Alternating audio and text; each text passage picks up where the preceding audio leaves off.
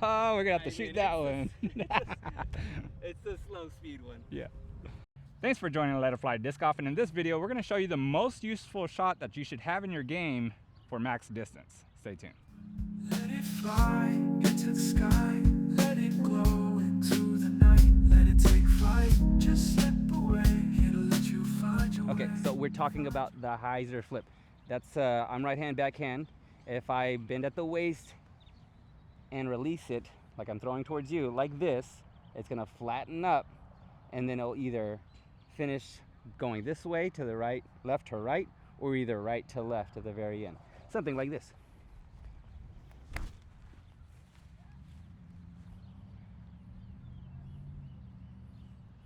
That's a Hyzer flip. Okay, so why is it useful, or when is it useful to actually throw a Hyzer flip? For the most part, everybody's pretty comfortable from throwing an actual Hyzer shot. It's just your natural kind of throw. So being able to throw a disc on Hyzer, letting it flip up to flat, will usually give you the most distance. It's really good for hitting gaps, or especially if you are on a wooded course.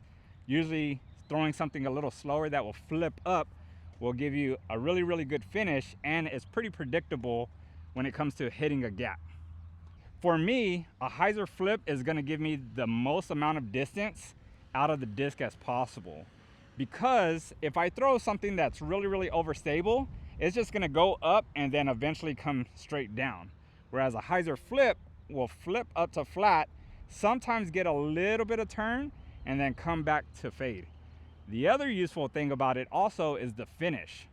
Because of the fact that you're not swinging with a big Hyzer or a big overstable disc or something fast, what will end up happening is once it gets to its finish, it's gonna hit the ground, but it's not gonna flare out for the most part.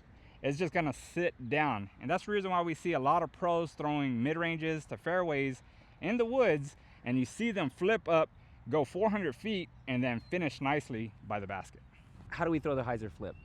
It's just gonna be your general throw here. What we're doing is we're determining our Hyzer by bending at the waist. This will be an extreme Hyzer, little Hyzer, baby Hyzer. In this case, the reason why this is important is because this is a lot more consistent. If you can keep consistently getting your elbow up at the same height, then when you move down and you go for like an extreme Hyzer flip, right, it's gonna be a little bit more consistent. Whereas if you do it just with your arm, this is going to be really inconsistent, because maybe you'll release at this point, maybe next time you'll release at this point. The other factor is your arm can be here, your hand can be in this angle, right? There's a lot of inconsistency that can vary your throw. So as we bend at the waist, what we want to focus on is, I will go ahead and, for me, I like to set my angle already. So I will be here. If I want to be on Hyzer, you notice how the disc is already in the angle of my release point. So whenever I reach back, it'll be on the angle of the release point, and as I come through, stays on that angle, and as I try to get to my hit point, this is probably the most important part of the Hyzer flip, is getting to this hit point right here on that same angle. So that's a good point. Where is your hit when you are throwing a Hyzer flip? I'm trying to be out in front of me. Right here. It's going to be not out here. If we allow ourselves to open all the way up and it's out here, you'll notice that it'll start to flatten up. If I want to hit my Hyzer flip through a gap, it's going to be in front of me. It'll feel early from here to there. So we have the hula hoop around us. So whenever I reach back here, say I'm about this. Some people know it as a disc golf plane. Okay, yeah, the plane. We're throwing on this line, right? If I hit here and my arm is moving like this, we need to follow through up with the circle. So if I have a circle around me, that's how I'm following through, up high. If I'm gonna throw an extreme Hyzer and I hit here, this helps to be very flexible. You'll see some guys who throw really extreme Hyzer flips. It's because they're extremely flexible in their core, and just following through up or on that plane is going to help you have a consistent release point. Yeah, I think for me it was the same thing what Salvador was talking about. I always had this issue where I could hit here, but then my arm would just finish here. And so, especially for extreme hyzers, this way, whenever I would hit, I would immediately go. And if I'm still holding onto the disc, it's going to change the trajectory of the disc itself, or at least the angle of it. But sometimes I only think about the finished product. As far as the follow through, I'm not really thinking about getting to the hit, but I'm thinking about here, let go, and then making sure my hand finishes way up here. That is going to help. And if you ever see a person who does this really well is Ricky Wysocki. So if you see Ricky Wysocki throw a hyzer flip, you will see once he gets through, his hand, he finishes way up here. That is to help the actual disc stay on that plane and to ensure that it's on that plane once he releases it as well. Here's an example of a hyzer flip with the Havoc. 13 speed, I think.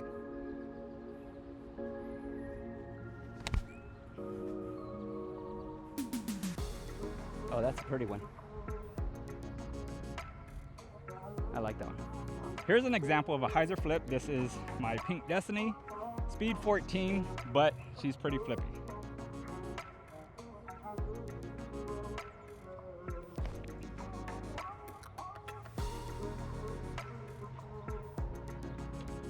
All right, here's an example of a hyzer flip with a Havoc. Pretty fast. I think it has some finish, so we'll go ahead and get on this one a little bit, see if it'll turn. I'm still sore, by the way, so excuses. Gosh dang it, that wind. Oh, no, actually it's great.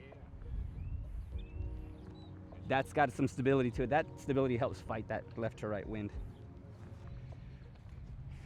Okay, so now we're going to talk about disc selections and what disc that you probably should pick up or at least bag or get something close or similar so that this way your hyzer flip game will improve. So what do you got, Sal? I've got pretty much some of the same stuff that you got. I have a Star Mako 3. These are money only because of the fact that when you buy these, they're pretty much good to go. Like they don't have to beat in. So I like Mako 3s. Do you have an MD3? I don't have it with me, but yes. MD3 is another good one, especially for maybe not like crazy headwind, but pretty decent headwind. It'll be like a further flying Mako 3. Yeah. Scorch. You'll see a lot of pro tour players. It's a faster speed. This is an 11 speed. Depending on your run of Scorch will depend on how overstable it will be. This is kind of flat, so I can kind of give it some, but it'll still kind of flip and turn into a wind. I have a Destiny. So in this case, the blend, what blend is this? I don't even know what blend it is. I have no idea anything. But it's pretty gummy, 175 grams. I have it in two different ones. This one is my most flippy ones. I would say maybe the solid Destinies, like solid colors, probably a little bit more flippy because the other one that I have is more premium plastic. Right, the premium plastic is a little bit like the, what is that one? The see-through one? Yeah. Though that one has a little bit more stability than this one. But this one has been beat in, and we'll talk about that in a little bit. We both have this one in our bag. It's the Grace. You see Chris and Tatar throw this a lot.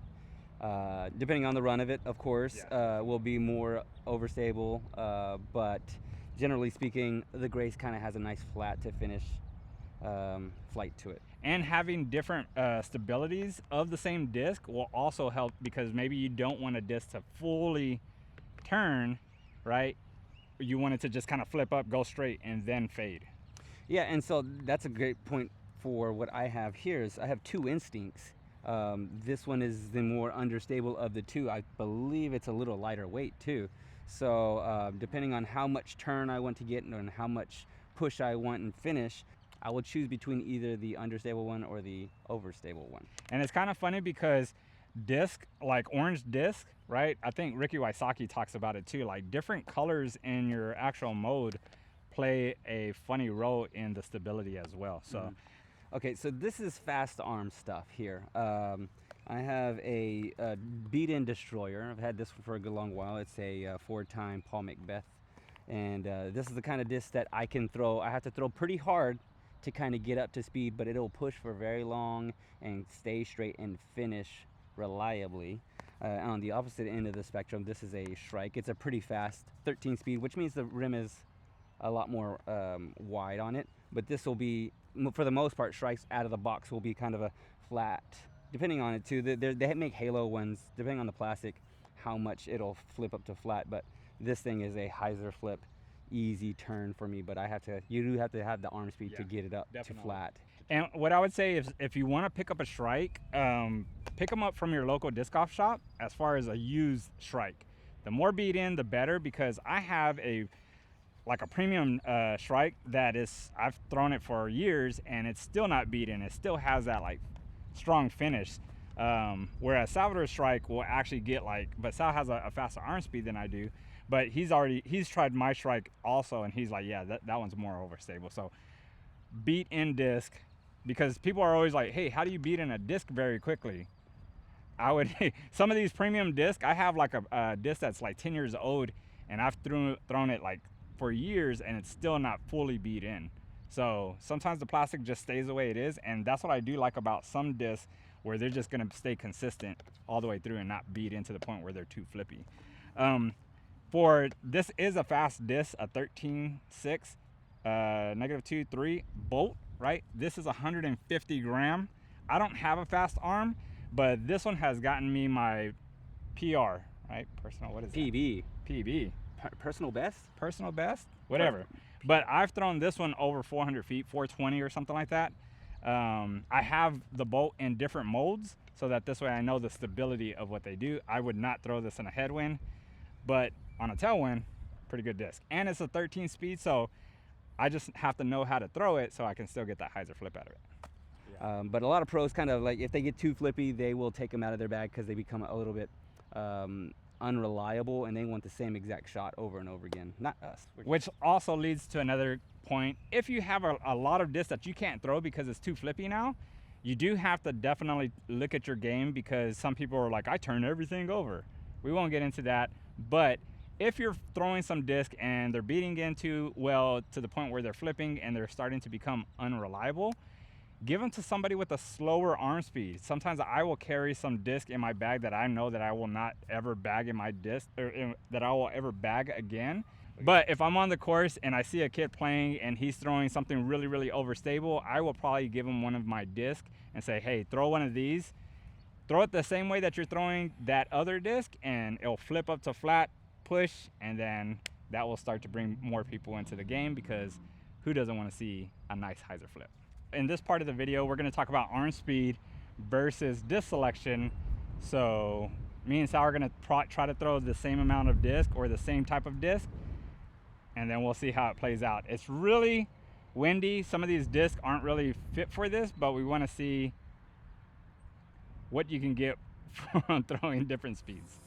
It's going to be great. This is a Star Mako 3. It's a newer one. It's going to hold a little bit more, but we're throwing into a headwind, so I'm going to try to down tempo so it doesn't flip over. I want to get a full flight out of this.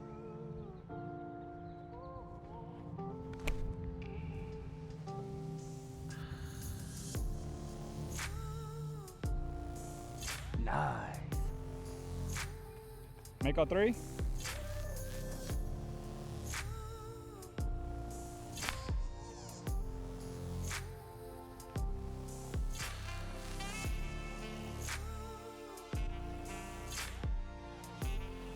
Valkyrie. Throwing into a left to right headwind.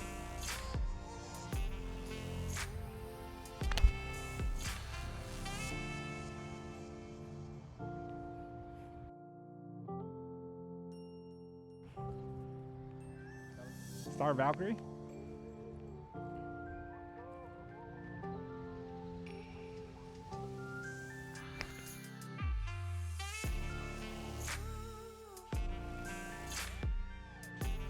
All right, I'm throwing Tony's Royal Grand Grace. I don't know what it's gonna do. Trust it. I'm gonna throw the heck at it. That's what I'm gonna do.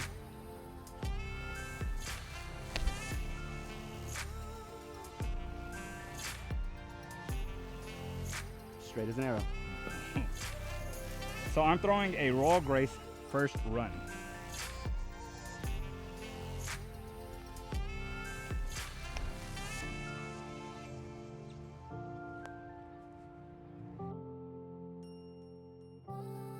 All right, 7502 on the Instinct, but you know, the numbers are just to tell you how thick the rim is. We are using a Smart Coach pocket radar.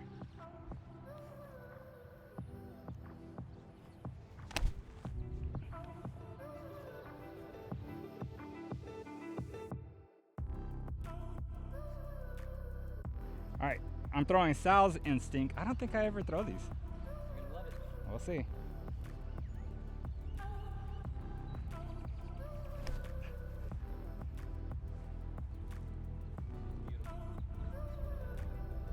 Nice.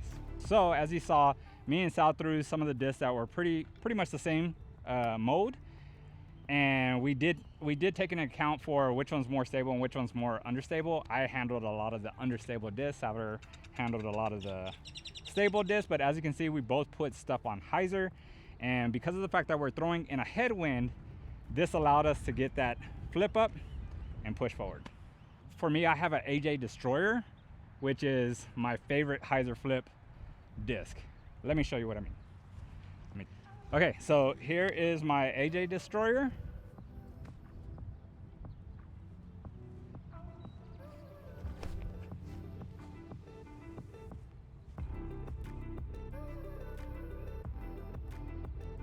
Hyzer flip to flat. All right, so like Tony's AJ Destroyer, here is my Paul Macbeth Destroyer. Once again, an example of a disc that doesn't say that it's completely flippy out of the box. It's not a disc that's completely flippy out of a box, but it's beat up to flip up, especially in this headwind.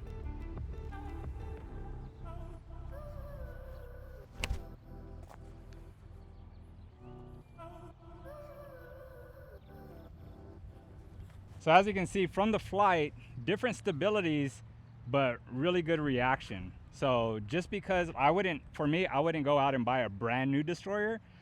I usually go to the used bin stuff because I like to actually find discs that already beat in and I don't have to worry about that kind of stuff. Now, if it's something that I need to finish really hard left, then yeah, I'm gonna buy some brand new stuff because that's what they're known for.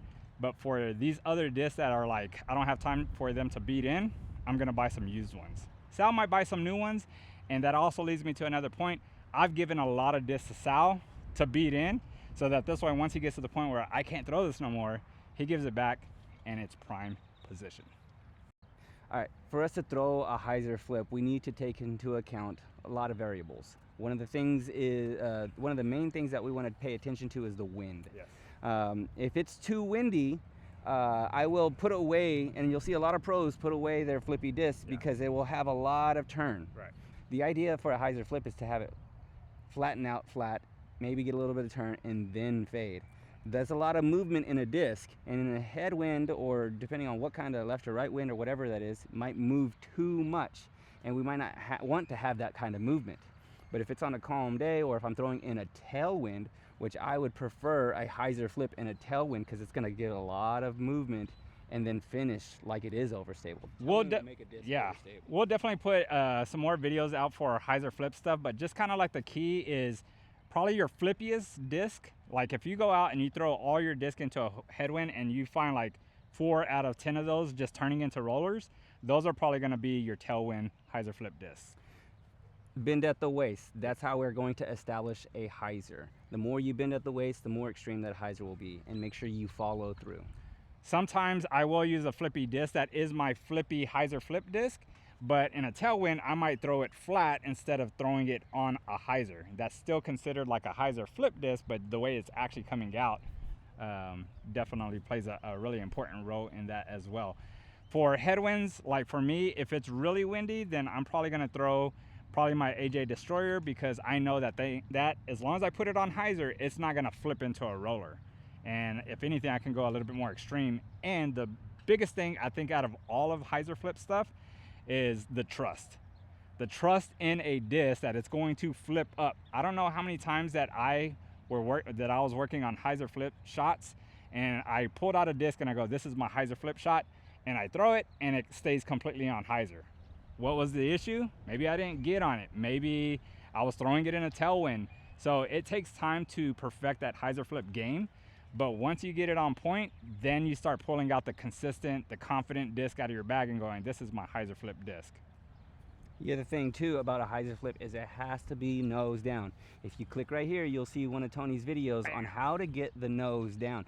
You have to get a nose down flight on a disc to get it to hyzer flip. An understable disc needs that nose down flight so that it can kind of stand up flat, because if it is nose up, then it's going to want to finish out too early. Yeah, and you would still probably get it to flip, but like Sal's saying, like maybe instead of me throwing 300 feet, it's probably going to go maybe 200 feet or less, because it's going to flip up, the nose is going to turn really quickly, and then it's just going to go bam. It's not going to allow the nose to come down and get turn and then come back and fade. So like Sal's saying, if you're struggling with some nose down stuff, check out our nose down videos. And we're still coming up with different tips and techniques and different ways to help you with that nose down game as well. One last thing, hitting a gap.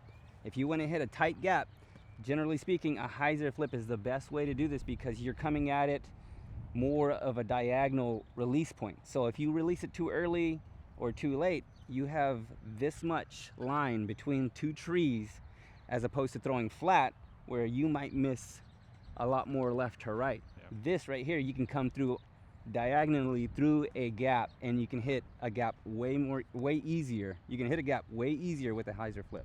The other thing is choosing a specific disc, because I've seen Salvador do it so many times. When you hit a hyzer flip, and I think it's the most beautiful shot in the world, but it drives like 150 feet, then it starts to turn, and then so like it's a late hyzer flip, and that's really, really awesome because of the fact that it gives you that push forward. It hits a smaller gap. You see people trying to throw a forehand roller through like almost nothing. Hyzer flip's kind of the same way. Get through that gap and then push up. And you can also adjust with, like, I'm gonna aim a little bit more towards the left side of the woods, because it's gonna flip up and then it's gonna give me more range to turn and then come back this way. And that's just by you going out there and throwing those discs so you can learn them. Tailwind hyzer flips.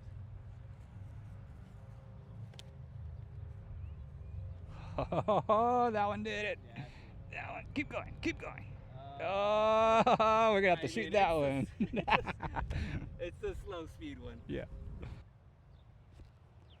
Diamond, really, really slow disc, very, very flippy, 420 feet. That's gonna be it for this video. Thanks for watching. Other than that, keep up the good work. Get out in the field. Let it fly. Let it Peace. fly into the sky, let it glow into the night, let it take flight, just let